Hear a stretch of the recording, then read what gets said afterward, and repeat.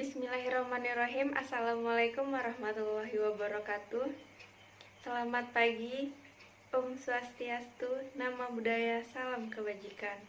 Puji syukur kehadirat Allah Subhanahu wa Ta'ala, karena berkat limpahan rahmat dan hidayahnya, saya mampu berdiri di tempat yang berbahagia ini dan mengikuti mata kuliah seminar pendidikan Pancasila dan kewarganegaraan melalui daring. Baiklah, pada pagi hari ini saya akan mempresentasikan seminar saya yang berjudul Upaya Peningkatan Belajar PPKN melalui Tugas Pekerjaan Rumah Siswa Kelas 8 di SMPN Negeri 2 Praia oleh Baik Danaviana dan dosen pembimbing Fitriah Artina SPD MPD. Baiklah, langsung saja ke latar belakang masalah. Belajar merupakan serangkaian kegiatan jiwa raga untuk memperoleh suatu perubahan tingkah laku sebagai hasil dari pengalaman individu dalam interaksi dengan lingkungannya yang menyangkut kognitif, afektif, dan psikomotorik. Setiap peserta didik itu mempunyai karakteristik yang beragam. Salah satu peserta didik dapat menempuh kegiatan belajarnya secara lancar dan berhasil tanpa mengalami berbagai kesulitan. Sedangkan tidak sedikit pula ada peserta didik yang dalam belajarnya mengalami kesulitan belajar. Pada kenyataan yang terjadi, dalam proses belajar mengajar PPKN itu, guru masih menggunakan metode konvensional atau Rose's Drill and Practice dalam menyampaikan materi. Di sini, guru memberikan definisi-definisi, setelah itu memberi contoh-contoh, sehingga peserta didik itu memperoleh catatan-catatan materi yang berupa penjelasan saja, tidak ada aplikasinya dalam kehidupan sehari-hari. Hal ini berakibat pada siswa yang apabila mereka diberi soal yang berbeda dengan contoh-contoh cenderung akan salah. Hasil belajar merupakan hasil dari usaha yang telah dilakukan. Belajar PPKN memerlukan strategi yang tepat supaya dapat memperoleh hasil yang maksimal dan berpengaruh pada prestasi belajar peserta didik. Di sini, guru harus menggunakan metode dan cara belajar yang menarik supaya minat belajar PPKN siswa itu tinggi. Salah satu usaha guru untuk meningkatkan hasil belajar peserta didik yaitu dengan memberikan tugas pekerjaan rumah atau PR. Pemberian tugas PR ini bertujuan supaya siswa tetap belajar di rumah dan memanfaatkan waktu di luar pelajaran jam sekolah, sehingga siswa yang kurang paham terhadap materi yang disampaikan akan lebih mengerti karena adanya latihan di rumah. Oleh karena itu, peneliti mengadakan penelitian tentang upaya peningkatan belajar PPKN melalui tugas pekerjaan rumah siswa kelas 8 di SMP Negeri 2 Praia. Baiklah, selanjutnya rumusan masalah. Berdasarkan latar belakang di atas, maka dapat diambil rumusan masalah sebagai berikut. Apakah dengan memberikan tugas pekerjaan rumah atau PR dapat terjadi peningkatan terhadap hasil belajar PPKN siswa kelas 8 di SMP Negeri 2 Praia? Selanjutnya, tujuan penelitian. Sesuai dengan latar belakang dan rumusan masalah di atas, maka tujuan penelitiannya adalah untuk mengetahui peningkatan hasil belajar PPKN siswa kelas 8 di SMP Negeri 2 Praia melalui pemberian tugas pekerjaan rumah. Selanjutnya, manfaat penelitian. Yang pertama, ada manfaat teoritis. Manfaat teoritis itu untuk mengetahui apakah pemberian tugas pekerjaan rumah dapat meningkatkan hasil belajar siswa kelas 8 di SMP Negeri 2 Praia. Yang kedua, manfaat praktis. Yang A, bagi peneliti, mendapatkan pengalaman secara langsung dalam pembelajaran PPKN dan sebagai tambahan dokumen ilmiah agar dapat ditindaklanjuti oleh peneliti selanjutnya. Yang B, bagi guru. Yang pertama, hasil penelitian diharapkan dapat menjadi salah satu alternatif dalam memilih dan menggunakan metode-metode mengajar PPKN sehingga terjadi peningkatan di kelas dan berdampak pada peningkatan hasil belajar PPKN. Yang kedua, guru akan lebih bersemangat jika pembelajaran yang dilakukan berjalan lancar, menyenangkan, dan siswa paham dan mengerti sehingga tujuannya tercapai. Yang C, bagi siswa yang mengalami kesulitan belajar dapat terbantu.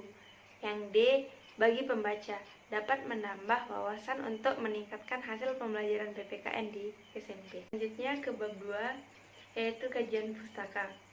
Yang A, pengertian belajar. Elizabeth B. Hurlock 1997 halaman 29 menyatakan bahwa belajar adalah perkembangan yang berasal dari latihan dan usaha. Lalu Morgan dan kawan-kawan dalam Mulyani Sumantri 2001 halaman 13 menyatakan bahwa belajar adalah sebagai setiap perubahan tingkah laku yang relatif tetap dan terjadi sebagai hasil latihan dan pengalaman. Lalu Gangne dalam Mulyani Sumantri 2001 halaman 14 menyatakan bahwa belajar bukan terjadi karena adanya warisan genetika atau respon secara alamiah, kedewasaan atau keadaan organisme yang bersifat temporer, seperti misalnya kelebihan, pengaruh obat-obatan, rasa takut, persepsi, motivasi, dan seterusnya atau gabungan dari kesemuanya. Berdasarkan pengertian belajar di atas menurut para ahli, maka dapat disimpulkan bahwa belajar adalah proses perubahan dan peningkatan kualitas serta kuantitas tingkah laku seseorang di berbagai bidang yang terjadi akibat melakukan interaksi terus-menerus dengan lingkungannya. Jika di dalam proses belajar tidak terjadi peningkatan kualitas dan kuantitas kemampuan, dapat dikatakan bahwa orang tersebut mengalami kegagalan dalam proses belajar. Yang ke B, hasil belajar. Sujana dalam Y. Padmono 2003 halaman 37 menyatakan bahwa hasil belajar adalah kemampuan-kemampuan yang dimiliki siswa atau mahasiswa setelah ia menerima pengalaman belajarnya. Hasil belajar adalah pola-pola perbuatan, nilai-nilai, pengertian-pengertian, sikap-sikap, apresiasi, dan keterampilan. Menunjuk pemikiran Gangne dalam Suprijono 2012, hasil belajar berupa yang pertama, informasi verbal, yang kedua, keterampilan intelektual, yang ketiga, strategi kognitif, yang keempat, keterampilan, yang kelima, sikap. Dengan demikian, hasil menunjukkan perubahan dari sebelum menerima pengalaman belajar dengan setelah menerima pengalaman belajarnya. Hasil belajar menunjukkan perubahan-perubahan, peningkatan, dan penyempurnaan perilaku. Pengertian PPKN. Istilah pendidikan kewarganegaraan pada satu sisi identik dengan pendidikan kewarganegaraan, namun di sisi lain istilah pendidikan kewarganegaraan menurut Rosyanda dalam Tani Reja 2009 halaman 3 secara substantif tidak saja mendidik generasi muda menjadi warga negara yang cerdas dan sadar akan hak dan kewajibannya dalam konteks kehidupan bermasyarakat dan bernegara, yang merupakan penekanan dalam istilah pendidikan kewarganegaraan, melainkan juga membangun kesiapan warga negara menjadi warga dunia, global society. Dengan demikian, orientasi pendidikan kewarganegaraan secara substansif lebih luas cangkupannya. Dari istilah pendidikan kewarganegaraan secara umum, PKN bertujuan membentuk warga negara yang baik atau to be a good citizenship dan pembentukan karakter bangsa yang baik. Nah, yang selanjutnya, pemberian tugas pekerjaan rumah. A. Cara melakukan pemberian tugas pekerjaan rumah atau PR. PR ini diberikan kepada para siswa pada akhir pembelajaran. Tugas yang diberikan hendaknya dipersiapkan dengan baik oleh guru sehingga dapat melahirkan penguasaan atas pengetahuan dan keterampilan tertentu. Guru hendaknya memberikan penjelasan yang cukup tentang materi tersebut sehingga tidak timbul kesalahpahaman dalam pelaksanaan pengerjaan PR tersebut, dan guru hendaknya membimbing pekerjaan tersebut terutama bila para siswa mengalami kesulitan, serta memberikan petunjuk cara penyelesaiannya. Pemeriksaan terhadap PR tadi dapat dilakukan beberapa menit sebelum pelajaran dimulai pada jam bahasan berikutnya atau pertemuan berikutnya, dan guru menyediakan waktu ekstra untuk itu. Ketika para siswa tidak mengerjakan tugas atau tugasnya belum selesai, dapat diberikan hukuman atau sanksi yang bersifat edukatif atau yang mendorong motivasi mereka untuk mengerjakan tugas tersebut. Yang B, manfaat pemberian tugas pekerjaan rumah atau PR. Cara ini akan mendapat manfaat apabila dilakukan dengan baik, seperti contoh berikut. Tugas tersebut merupakan pengulangan dan pemantapan pengertian murid pada pelajaran yang diberikan dengan dasar learning by doing. Diharapkan kesan pada diri anak akan lebih mendalam dan mudah diingat, kayak adanya penambahan frekuensi belajar bagi anak tersebut. Selanjutnya yang ke C, kelemahan pemberian tugas pekerjaan rumah atau PR. Kelemahan yang dapat diamati dari pemberian tugas PR dapat digambarkan sebagai berikut. Yang pertama, seringkali siswa tidak mengerjakan PR dengan kemampuannya sendiri, melainkan meniru atau menyontek punya siswa yang lain atau temannya yang lain atau kerjasama. Yang kedua, guru kurang konsekuen memeriksa dan menghargai pekerjaan murid. Yang ketiga, sukar untuk memberikan tugas secara individual sesuai dengan bakat, minat, dan kemampuan siswa sendiri. Yang keempat, para siswa mengerjakan PR tidak mengikuti cara yang telah diajarkan oleh guru atau buku. Dan yang kelima, para siswa lambat dalam memahami keterangan dari guru. Yang ke D, upaya mengefektifkan pemberian tugas pekerjaan rumah. Upaya yang dapat dilakukan untuk mengefektifkan pemberian tugas pekerjaan rumah dapat diuraikan sebagai berikut. Yang pertama, tugas yang diberikan mempunyai pertalian erat dengan bahan yang telah dijelaskan di kelas. Yang kedua, usahakan tugas yang diberikan disadari benar manfaatnya oleh siswa guna menimbulkan minat yang lebih besar. Yang ketiga, waktu yang diberikan untuk melaksanakan tugas tidak terlalu lama atau pendek agar tidak menimbulkan kejemuan ataupun kecemasan. Yang keempat, upayakan agar siswa tahu tentang alat dan cara menilai hasil pekerjaan tersebut, sehingga akan mengurangi banyaknya kesalahan dan rendahnya nilai. Dan yang kelima, guru tidak sungkan memberikan hadiah atau door prize kepada mereka yang berhasil, serta hukuman kepada mereka yang tidak mengerjakan dengan konsekuen. Selanjutnya, kerangka berpikir. Dalam kegiatan belajar mengajar, keahlian guru memberikan petunjuk atau belajar adalah suatu hal yang penting, karena hal tersebut dapat menunjang hasil belajar siswa yang dicapai. Untuk itu, dalam pembelajaran PPKN di SMP, guru memberikan tugas pekerjaan rumah atau PR untuk meningkatkan hasil belajar siswa. Pemberian tugas pekerjaan rumah ini dengan tujuan supaya siswa dapat lebih giat lagi dalam belajar, sehingga tujuan yang diharapkan dapat tercapai. Jadi penjelasan dalam kerangka berpikir itu kan yang pertama pelajaran PPKN. Di situ guru memberikan sub-sub materi penjelasan tentang pembelajaran PPKN. Lalu kemudian setelah selesai guru memberikan pengertian tentang sub materi pada hari itu, guru di akhir pelajaran guru memberikan tugas pekerjaan rumah atau PR tersebut. Lalu di situ setelah itu akan muncul hasil belajar PPKN siswa. Yang selanjutnya, yang ke E, hipotesis. Berdasarkan landasan teori dan kerangka berpikir, maka hipotesis tindakan dalam penelitian ini adalah sebagai berikut.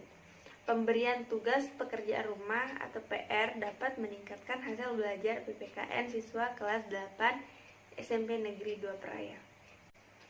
Selanjutnya, bab 3, metode penelitian. A. Tempat dan waktu penelitian. Tempat penelitian.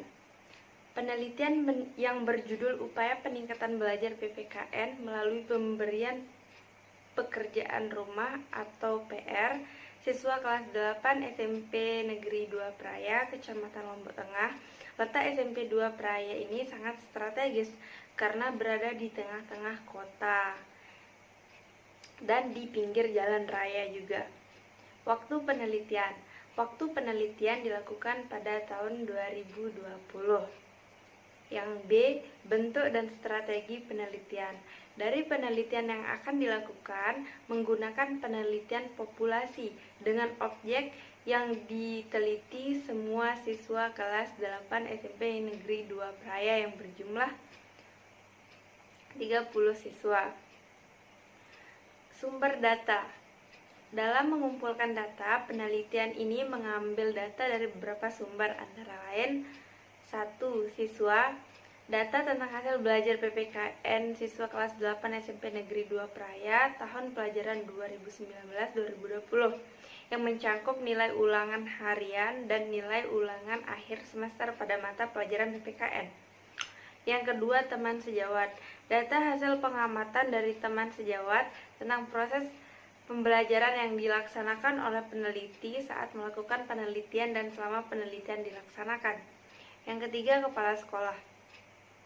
Informasi dan data yang dibutuhkan peneliti mengenai data siswa kelas 8 SMP Negeri 2 Praia berupa latar belakang orang tua siswa dan pekerjaan orang tua siswa. Yang keempat, dokumen. Dokumen-dokumen penting mengenai latar belakang siswa kelas 8 SMP Negeri 2 Praia, mengenai pendidikan selama sekolah di SMP Negeri 2 Praia dan perkembangan akademik. Selanjutnya, teknik sampling. Sampling adalah suatu cara pengumpulan data yang sifatnya tidak menyeluruh, artinya tidak mencakup seluruh objek penelitian atau populasi universe. Akan tetapi hanya sebagian dari populasi saja, yaitu hanya mencakup sampel yang diambil dari populasi tersebut. Teknik sampling merupakan teknik pengambilan sampel menurut Sugiono 2009 217 sampai 221. Teknik sampling pada dasarnya ada dua, yaitu yang pertama probability sampling yang meliputi satu simple random sampling, yang kedua proportionate stratified random sampling, yang ketiga disproportionate stratified random sampling, yang keempat area cluster sampling, yang B non probability sampling yang meliputi 1. Sampling sistematis, 2. Sampling kuota, 3. Sampling aksidental, 4. Purposive sampling, 5. Sampling jenuh, 6. Snowball sampling. Teknik sampling yang digunakan pada penelitian ini yaitu non-probability sampling jenuh. Sampling jenuh artinya teknik penentuan sampel bila semua anggota populasi digunakan sebagai sampel. Hal ini dilakukan jumlah populasi relatif kecil.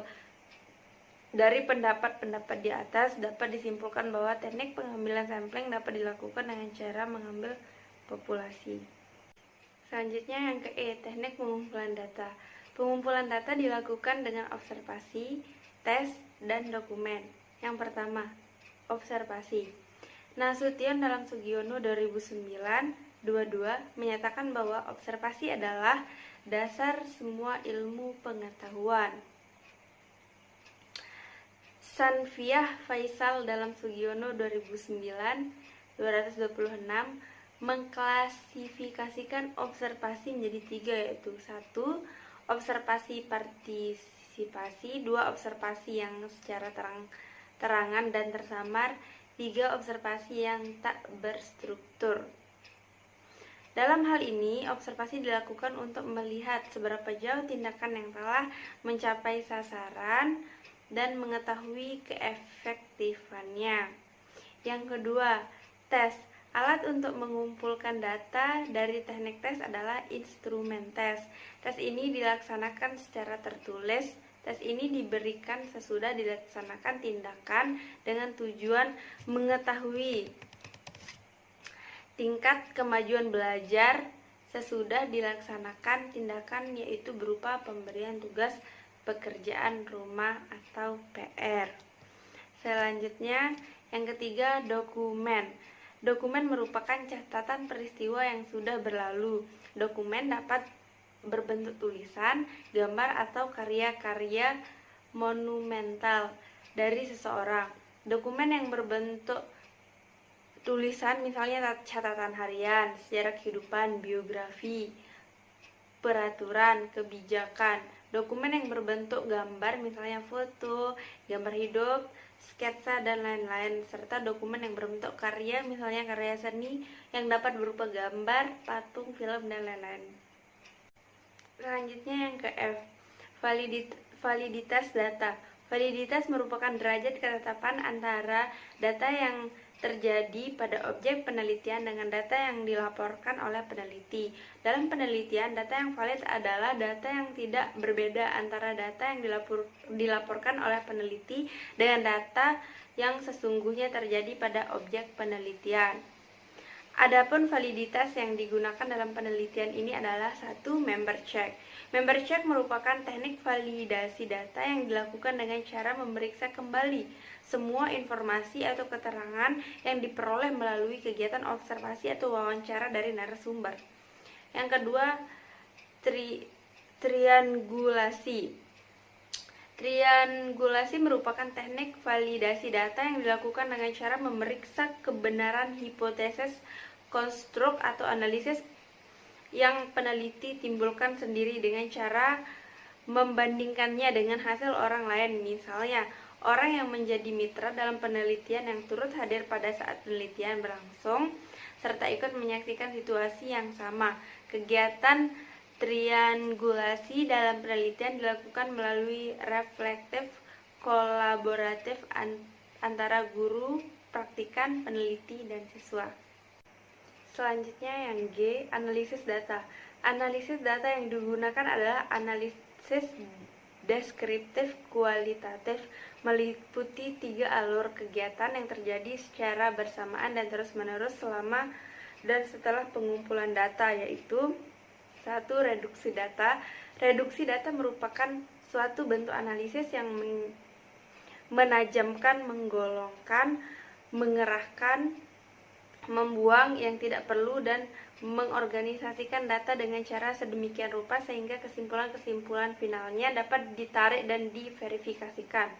Yang kedua, penyajian data. Penyajian data merupakan sekumpulan informasi yang disusun yang dapat memberikan kemungkinan untuk mengadakan pemeriksaan kesimpulan dan mengambil tindakan yang tepat. Penyajian data dalam penelitian ini disajikan dalam bentuk tabel, diagram, dan ringkasan. Yang ketiga, penarikan kesimpulan. Penarikan kesimpulan merupakan makna-makna yang muncul dari data yang harus diuji kebenarannya dan kecocokannya, yakni yang berupa validitasnya. Dalam tahapan untuk menarik kesimpulan dan kategori-kategori data yang telah direduksi dan disajikan untuk selanjutnya menuju kesimpulan akhir yang mampu menjawab permasalahan yang ada. Yang terakhir yang H, prosedur penelitian. Prosedur penelitian yang digunakan dalam penelitian ini yaitu dilakukan penelitian berbentuk siklus. Penelitian yang dilaksanakan terdiri dari 2 siklus. Siklus pertama dan kedua masing-masing dilaksanakan dalam 1 kali pertemuan. Dalam penelitian ini, peneliti menggunakan model spiral, yaitu model siklus yang dilakukan secara berulang dan berkelanjutan. Baiklah, tidak terasa kita udah di akhir pembahasan. Terima kasih sebelumnya. Mungkin jika ada salah kata atau kalimat dalam video ini mohon dimaafkan, karena kita semua pada dasarnya sedang belajar. Kurang lebihnya saya sendiri, Baik Denoviana, mohon maaf. Dan terima kasih buat teman-teman yang udah mau menonton video saya jika berkenan. Dan terima kasih juga buat Ibu Fitri karena telah membimbing saya dalam mata kuliah seminar PPKN. Kurang lebihnya mohon maaf jika ada salah saya. Wabillahi taufiq wal hidayah. Wassalamualaikum warahmatullahi wabarakatuh.